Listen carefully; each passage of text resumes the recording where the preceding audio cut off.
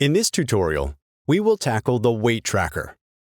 Each time you use the K-force plates or the K-deltas, the weight of your patient will be calculated automatically. You can find it in the app where the results are saved, or you can calculate it at a precise moment.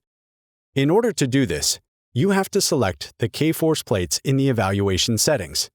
You have to choose the Body Weight Calculator activity. It is already configured. You only have to press Start the activity. Here we go. Ask your patient to step on the K-force plates and to stand still. In an instant, you will see the result of the calculation of his body weight.